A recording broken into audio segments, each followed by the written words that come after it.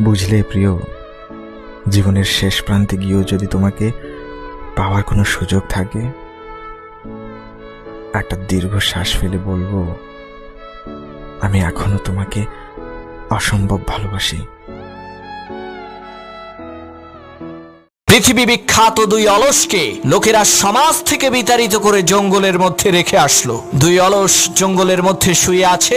এমন সময় এক লোক ঘোড়ায় চড়ে সেই জঙ্গলের ভেতরের রাস্তা দিয়ে যাচ্ছে। সেই শুয়ে থাকা দুই অলসদের মধ্য থেকে একজন সেই ঘোড়ায় চড়া ব্যক্তিটিকে কাছে ডেকে বললেন, ভাই, আমার বুকের উপরে একটা বড়ই পড়ে আছে, তুমি একটু সেই বড়ইটা আমার মুখে তুলে দাও তো। তখন সেই ঘোড়ায় চড়া ব্যক্তিটি বলল, বেটা আহাম্মক, তুই নিজে বড়ইটা তুলে খেতে পারিস না?